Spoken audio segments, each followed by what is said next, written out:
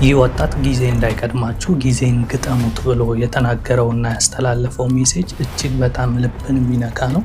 በጣም ነው ያሳዘነኝ። ከእዝነቱ ባሻገር ግን መልእክቱ እጅግ በጣም ጥልቅና ለብዙዎቻችን የማስተዋል ደውል ስለሆነ እስኪ አብረን እናዳምጠው። ምን ሆነ መሰላችሁ? ጎሚስታ ነበር የምሰራው። ከዛ ፊት ምንም አይነት ስራ አልሰራም ነበረ። ተማሪ ነበርኩ፣ ምንም አይነት ስራ አልሰራም ነበረ። ቤት ውስጥ ብዙ አመት ቁጭ ብዬ ነበር ምናምን ነገር እና ጎሚስታ ገባው ምናምን ነገር ባይዘው ወይኔ የሚሰራው ለቤተሰቤ ምናምን። እናቴ ካንሰር ታማሚ ነበረች በዛ ታይም ማለት ነው። እና የሆነ ነገር ማድረግ ፈልግ ነበር ግን አልችልም ነበር በዛ ታይም። ከዛን ጎሚስታ ገባው ሰራው።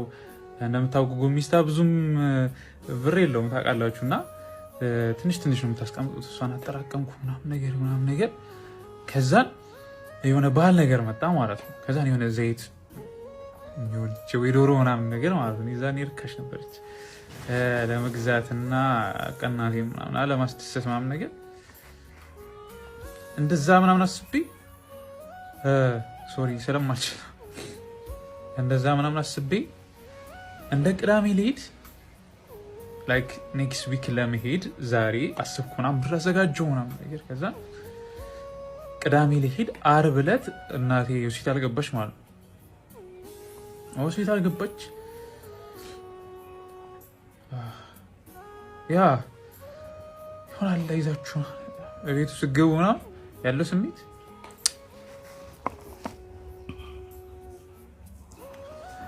እንደዛ ለማድረግ ነበር ያሉ ነው። ያው እዛም የሚያሳዝነው አልወጣችም ከዚህ ሆስፒታል አረፈሽ ማለት ነው።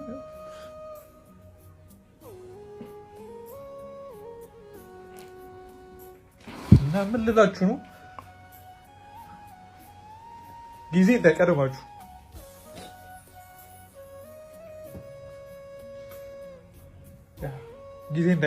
ጊዜን ግጠሙት። ጊዜ እንዳይቀድማችሁ ለማለት ነው። ባላችሁ ነገር አስደስቱ ቤተሰቦቻችሁ። እግዚአብሔር ትንሽ ልትሆን ትችላለች፣ ብቻ የሆነ ነገር አድርጉና ቶሎ ብላችሁ ለምን የ10 ብር ካርድ ነው ዛሬ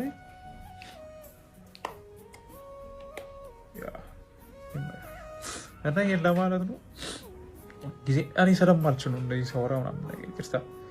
እና ጊዜ እንዳይቀድማችሁ ምናምን መቻችሁ